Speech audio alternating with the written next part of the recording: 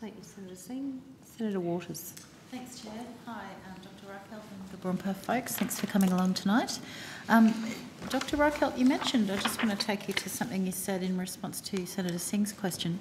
You mentioned that there was a dredge spoil management plan required for the offshore dumping, and you said that that would have required 3 scientists to review, but that you'd never received that document from the proponent at the time. That's correct. Can you confirm that that would still need to be received by the new proponent, namely the Queensland Government, in order for them to act on that offshore dumping permit? Senator, that's a requirement of the approvals under the existing approvals. Yes. What conditions might be attached to approvals for the new No, I'm talking about the old one. Oh, could the they old act one? on the old one without submitting that dredge spoil management plan? If the old approvals were to be used, before any disposal could be undertaken in the marine park, the disposal site analysis plan would need to be completed, as would be the dredge management plan, as would the offsets plan and a number of other plans, yes. And how long would it take for those plans to be completed? Some of those were under development by the proponent, and they were consulting with us on some of those plans. Now, I believe a number of those plans have probably now been put on hold as they're pursuing an alternate strategy, so I wouldn't be able to tell you how long it might take the proponent. Given that the Queensland Government has put a timeframe on the new referral to be ticked off by January, is it your understanding that the work required for those 3 plans under the old offshore approval could be done in that timeframe? Could they get it done by January? It's putting us in a hypothetical situation. Well, you know more about the logistics than I do, so I'm seeking to ask you as the experts. What we can tell you is what would need to happen for the original proposals to be implemented, and yes. We've done that. And is it your view that the work required for those 3 plans could be undertaken in the time that's available? Again, I don't like to comment on guesstimating what the proponent might or might not do with a particular approval. I just don't think that's... it would be guesswork on my part. Okay, could the department shed some light on how long those dredge site, disposal site analysis plan, dredge spoil management plan and the offset plan could be expected to reasonably take? I don't think we could add much to what Dr. Reichelt has said, Senator, for the similar reasons. Really, it depends on the proponent, how much resource and human power they'd be willing to throw at it, etc. So it's a bit hard to tell. Well, look, thanks for that. And again, just Dr. Reichelt, the department said earlier when I'd asked about whether there'd been an expression of interest for a class of actions to be declared under the strategic assessment, that the Queensland Government had expressed no interest in that because they were pursuing the approval by that. But they mentioned that GBRMPA had expressed an interest in that. Can you tell me why it is that you think the Queensland Government should be put in charge of the Great Barrier Reef instead of the federal government, and why you're advocating for that class of actions declaration? What we've asked for is class of actions for us rather than the Queensland Government. So because there are 2 strategic assessments, Senator, as you know, the reference we made earlier in answer to the question was about GBRMPA expressing interest in having a class of actions for its own strategic thank assessment. you. That's a very important point to clarify. If our Act is applying, the EPBC Act doesn't need to. Yes, okay, thank you. Does GBRMPA support development of a new coal or other industrial port facility along the coast in the far northern section of the reef? The Princess Charlotte Bay area is unique in the Great Barrier Reef. I'll answer you by explaining, because I'm conscious of procedural fairness and administrative fairness for any proponent, that they're entitled to be heard on a subject. But if I could explain, we've expressed our extreme reservations about development in that area for the reasons I gave about maintaining the situation of relatively undisturbed. I go further than that. The 2 bays in the region are highly connected and very important for movements of snubfin dolphin. It's an area where there are 2 endangered sawfish species. It's the last known sighting point some 30 years ago of the spear-toothed shark, which we hope is not extinct in that area. It's surrounded by a natural area overlay of the zoning plan, very tightly surrounded by that overlay, for which we would not be able to approve a motorised water sport operation in that area. it's an area set aside for appreciation of nature. By that I mean a commercial jet ski operation or parasailing, for instance. All of that mitigates against industrial operation of transshipping of bulk product, and it's probably as far as I can go without breaching the bounds. But we are not in favour and would not agree to industrialisation of that unique region of the Great Barrier Reef. Okay, thank you very much for clarifying that. Can we move now to the staffing issues? Obviously, it's been well ventilated, the loss of the 17 staff, including the 5 directors, including Paul Marshall, who formerly looked after climate change, Adam Smith, who did impact assessment, and John Day, who was heritage, including World Heritage. Why did you offer and accept voluntary redundancies from some of the most experienced staff in the Marine Park Authority, right at the time when the pressures on the reef are at the highest level that they've ever been? My thinking around that was that there's an appropriate span of control for senior leadership. We're not a large agency like a university that has emeritus staff that, but by dint of their personal capability, can remain in where you don't have major responsibilities for staff management. Our structure is about right for around 200 people with the 3 branches and the unit that works to me. I offered the voluntary redundancies to all staff, not just those staff. It's cost effective to have a particular number of experienced, knowledgeable senior managers, and then keep your resources then for the groups beneath them that do a lot of the work under their guidance. The staff, without going into the individual personalities, I'll remind you, we are an agency with a profile like many other members of agencies that have been around since 30, 40 years. A very large proportion of our staff are over 50. A change of lifestyle and the generous voluntary redundancies from the Commonwealth are well regarded by those people, and some of them take it up.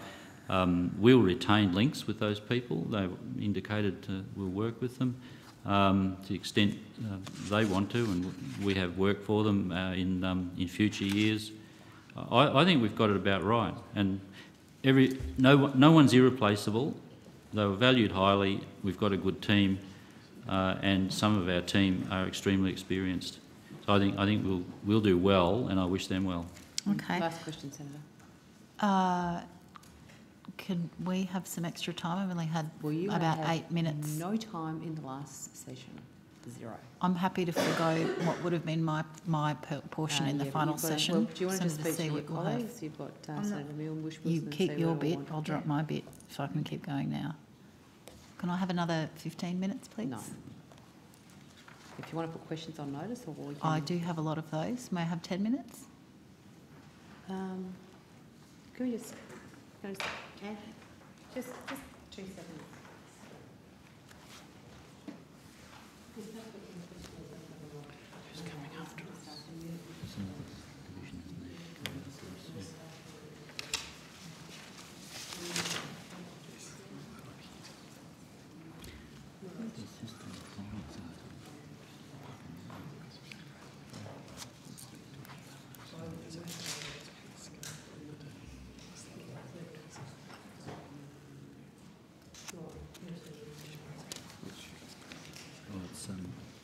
I might continue in the interim, or no, good.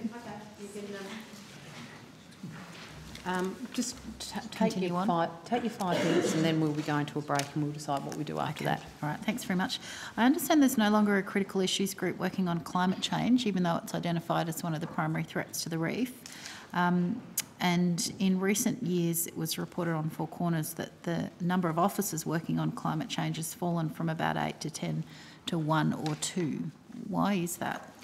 Well, firstly, the concept of a critical issues group revolved in 1993 in the authority, and it has since outlived its usefulness. The critical issues that were designed 10 years ago were, to me, fairly unidimensional. They persisted in overlooking the cumulative effect, the complexity of managing such a large area with multiple community aspirations for it.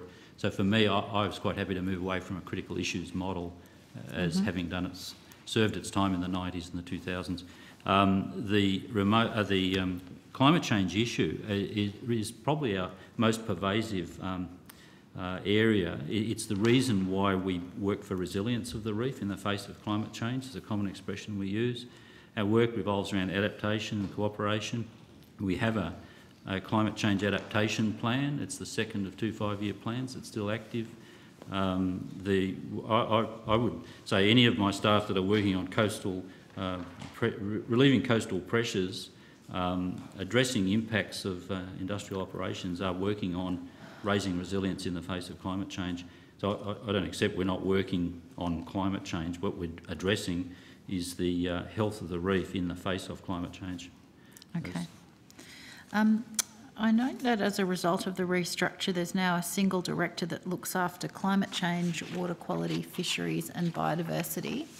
Given that the Outlook report has listed those issues as the 3 key issues and the biggest threats to the reef, and given that each of those used to be a separate critical issue, although you've said that that nomenclature has outlived its utility, how can you expect one director to cover all of those 4 areas? Senator, Dr. Reichelt will obviously talk to the structure of that group, as he's spoken extensively tonight already about the restructure he's undertaken in terms of the 3 service lines and the entity that reports to him as well, and the nature of things. I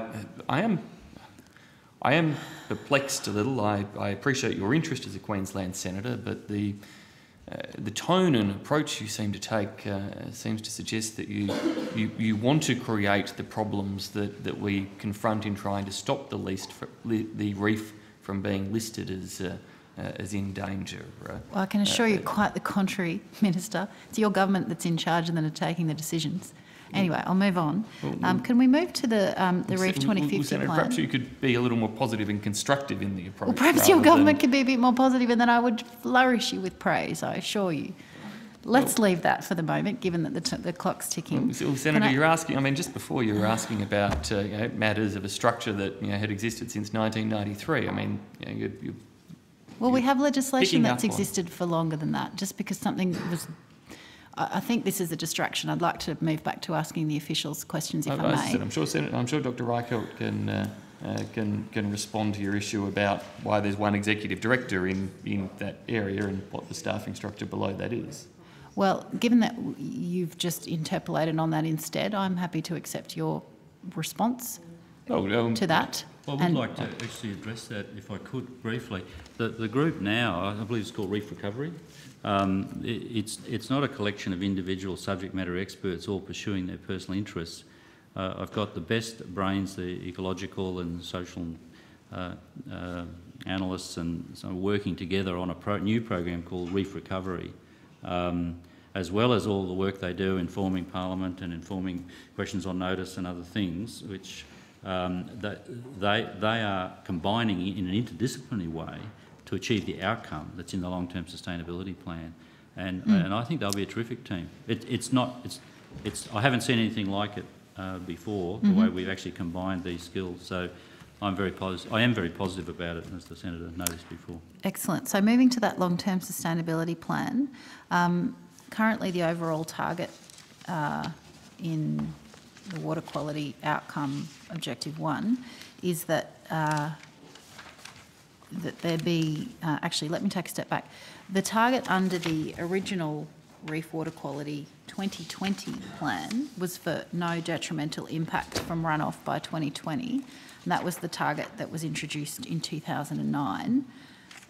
Before I come to the 2050 development on that, can you tell me what reductions in pollutants would be required to achieve that no detrimental impact from runoff by 2020?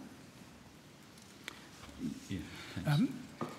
Senator, as you pointed out, that particular target is drawn from the Reef Water Quality Protection Plan, yes, and has been adopted and incorporated into the long-term sustainability plan. But not superseded by, yeah. No, not super. It's been adopted because it still exists under Reef Plan. Indeed. So Reef Plan is still working towards that target. But your question as to what water quality level would be required to meet that that aspiration of no detrimental impact, I wouldn't be able to answer that question offhand here, Senator. Is anybody able to answer that? Because my understanding is that we still lack the scientific understanding of what actual pollutant reductions would be required in order to achieve no detrimental impact. But I would love for you to say that there is somebody left in the organisation that does know the answer to that. What we do know, Senator, is the in our water quality guidelines define the state which is defined as healthy water. And so we have levels for chlorophyll A, we have levels for total suspended sediments. So we know at what water quality levels we have reached that threshold, which now means we are healthy for the longer term. But translating that back into pollutant load reductions from the catchment is actually extremely difficult. Yes, indeed. So how do you know that whether you're going to be able to meet the no detrimental impact target by 2050 if you can't measure what you need to reduce to meet it? The targets are explicit from the Reef Protection Plan 2013. First, water quality target 1, by 2018, at least a 50% reduction in anthropogenic, meaning human-caused end of catchment. I have those in front of me. I'm interested in what they're based on, because my understanding is that what your officer just said, that we actually don't have the understanding of how the water quality guidelines translate into pollutant reduction requirements. So how have you formulated those targets that you've just started to... Can we let the officials finish their answers, please? To explain, Senator, the targets that were developed under the Reef Water Quality Protection Plan predate the development of our own water quality guidelines. So now we have a much better understanding of what the receiving environment water quality needs to look like. What we have under the Reef Water Quality Protection Plan is some very strong aspirational targets which are in train at the moment, and those targets that are listed, the 50%, the 20% for nitrogen and sediments respectively, are I think 2020 targets, and I think they've now been transposed into 2018 targets because that's where the current tranche of investment under that program goes. The work to see what further work might be required after that has yet to be done, Senator. Just on the dates for the targets, obviously in the original Reef Water Quality Plan 2009 version, it had 2020 as the no detrimental impact, as you called it, aspirational target. In the Reef 2050 plan, there's no reference to 2020 being the date by which that same goal has to be achieved. Is it by 2050 that that goal now has to be achieved? The objective of the Reef Water Quality Protection Plan still has a 2020 timeframe, Minister. Sorry, Senator. And does that mean that And in fact, I mean, Dr. Reichelt was starting to read out some of the targets there in the 2050 That's in the 2050 plan, which start with by 2018, even earlier than 2020. But they're and at the end of any statement, the officials go, you sort of go, oh, okay, and move on to the next negative carping point, Senator. Well, excuse me, Senator, I'm across the detail of this, and if you stop talking, I could continue to get the answers that I need from the officials who are actually helping me so far, unlike you. People sitting to my left are trying to do in the real world. Okay. Well, last question. I'm not going to be offended by your unnecessary interruptions. I'm interested in hearing from the officials the details. Well, I'm sure you don't, but that's irrelevant. Senators. Okay, this will be last question, and so if you'd like to provide the detail, that'd be great. We'd like to have a break. Josh Gibson, who's the author of the strategic assessment and principal designer of the IP in the long-term sustainability plan, is here. Could you just explain what's happening with the targets? Policy and Stewardship Branch. Yes, essentially the targets that you can see in the long-term sustainability plan have come from Reef Plan, and basically Reef Plan will be reviewed in 2018 in line with its reporting cycle. It will inform the Outlook report, and then the long-term sustainability plan will be reviewed on the basis of that 5-year cycle. So are you saying that the 2020 targets have become 2018 targets in the context of a 2050 plan? The 2050 plan is linked to the 5-year Outlook report cycle review, and which basically the next Outlook report is 2019. It will be informed by Reef Plan and the consensus statement in 2018. So they all roll up together. So how do we achieve that target of no detrimental impact by, whether it's 2020 under the 2009 plan whether it's 2050 under the new 2050 plan or whether it's 2018 under the interim target for the 2050 plan, how do we achieve that no detrimental impact? How do we measure that? And which time frame are we working to? The objectives. It's a series of, or a hierarchy of cascading objectives. So the targets are 5-year targets. Then we have the objectives, which are medium term, and then we have the outcome, which is the outcome that we're looking for in 2050. So essentially, every 5 years, we have to review, adjust our targets accordingly, based on the best available information, evidence and science at the time, to be able to achieve, to make sure that we're tracking on that trend towards 2050. Okay, so the 2018 is not expected to achieve it, but it's expected to get us on the path to achieve it. Is that correct? That Dr. Reichelt sought to read before, that you said, no, I've got them in front of me. Well, I have them here, Senator. I can read. That's fine. I don't need him to read them out. You should acknowledge that you've got them there, and I should did, acknowledge that there before are you interrupted. 2018 targets that the authority is holding itself accountable to. Well, I'm trying to ask the nature... That is a good step. I think Ms Gibson was actually following me because she was nodding, but before... We're about to take a break. So thank you very much, Senator Waters. So we will now take a break until 10:05. So thank you very much to the officers from the Great Barrier Reef Marine Park Authority.